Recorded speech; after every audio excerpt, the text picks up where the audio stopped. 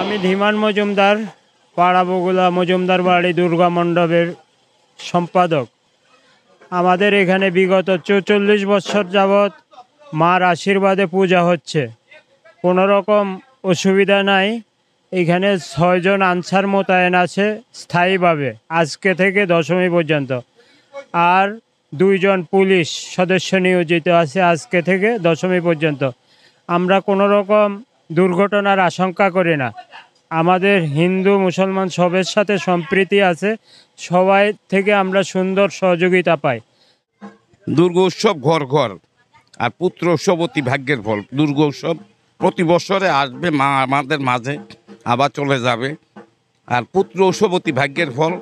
তবে বাড়িতে এসে দুর্গা পুজোতে খুব আনন্দ পাইতেছি, সবার সাথে মিলামেশা করতেছি। এটা একটা রিল্যাক্স এবং আনন্দের বিষয়। সাম্প্রদায়িক সম্প্রীতির মাধ্যমে এই পূজা আমরা সমর্পণ করি আইসি। আমাদের এই প্যান্ডেলে কোনো সময় কোনো অপ্রীতিকর ঘটনা ঘটে নাই। আমরা এবারও আশা করি যে আমাদের এই প্যান্ডেলে কোনো অপ্রীতিকর ঘটনা ঘটবে না, এটাই আমরা মায়ের কাছে প্রার্থনা করি। আমি এই পূজা মণ্ডপের সভাপতি। আমার নাম শশাঙ্ক ভূষণ মজুমদার। নং চরবরবি ইউনিয়নের পাড়াবগুলা শারদীয় দুর্গা পূজা উপলক্ষে আমি হামচর থানা মৎস্যজীবী দলের সভাপতি রেজাউল ব্যাপারী পরিদর্শন করতে আসলাম। এসে বিস্তারিত খোঁজখবর নিলাম এবং এদের সব খোঁজখবর নিয়ে দেখলাম ইনশাল্লাহ কোনো সমস্যা।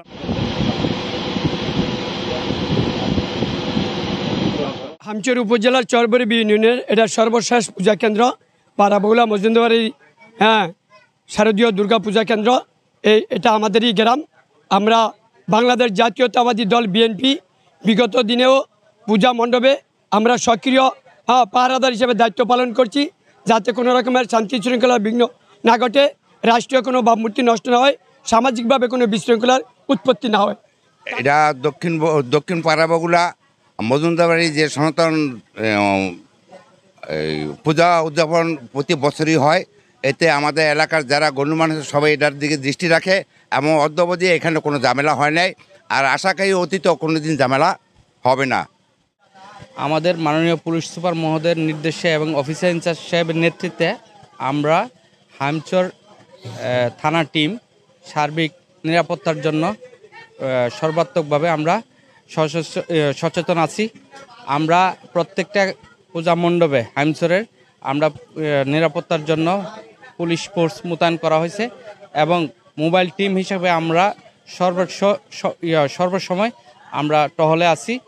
এখানে পূর্বের যেই অভিজ্ঞতা থেকে এবং এলাকার নেতৃবৃন্দদের সাথে কথা বলে আমরা জানতে পারি এখানে অতীতেও কোনো ধরনের কোনো বিশৃঙ্খলা ঘটনা ঘটে নাই।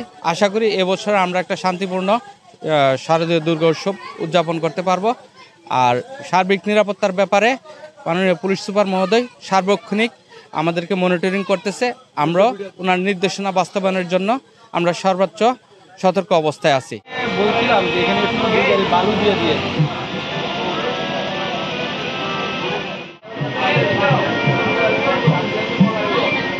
6টা পূজা মণ্ডপে আমরা এই যে পরিদর্শন করে আসলাম। লাস্ট মাথায় যেটা এলো পাড়া বুগলা বলে আর কি। আমাদের তেলের মোড়ে জগন্নাথ মন্দির আছে, আমতলিতে 2টা আছে, আল্লাহর মধ্যে সব কটাতেই সিসি ক্যামেরা আছে। আমাদের আনসার সদস্যগণ, গ্রাম পুলিশগণ, পুলিশ সদস্যগণ আমি যত জায়গায় গেছি সবগুলাতে অ্যাক্টিভ পাইছি এবং কমিটির সাথে কথা বলছি, তাদেরকে দিক নির্দেশনা দিছি কিভাবে কি করবে। আর পাশাপাশি প্রত্যেকটাতে আমি সিসিটিভির পাইছি। আলহামদুলিল্লাহ এখানকার আমাদের অনুষ্ঠানটা সবারই হিন্দু বৌদ্ধ খ্রিস্টান সবাই আমরা সার্বজনীনভাবে পালন করব। আশা করি সবাই আনন্দের সহিত এটা পালন করবে। আলহামদুলিল্লাহ ভালোই আছে, কোনো সমস্যা নাই। এবং অনেকে আশঙ্কা করছে যে এই পূজা মণ্ডপটা পাশে এই পুকুরের ওই পাটে হলো লক্ষ্মীপুর, এখানে আমাকেও কিছু বিশ্বস্ত লোক আছে, আশা করি তারা আশ্বস্ত করছে অতীতে কোনো সময় কোনো ধরনের অপ্রীতিকর ঘটনা ঘটে নাই, আশা করি ভবিষ্যতে হবে না। আর এটার প্রতি আমার নজরদারি আছে, আমি এক্সট্রা ফুজ দিচ্ছি, আমার একটা মোবাইল ব্যাটারি এখানে থাকবে। আলহামদুলিল্লাহ আপনাদের দোয়ায় কোনো সমস্যা হবে না, আমি আশা রাখছি আর কি। এবং আমরা 2 তারিখে নির্বিঘ্নে একবারে স্বাচ্ছন্দ্যভাবে আমরা আশা করি বিসর্জন দিয়া এই ধর্মীয় অনুষ্ঠানটা সমাপ্ত করতে পারবো।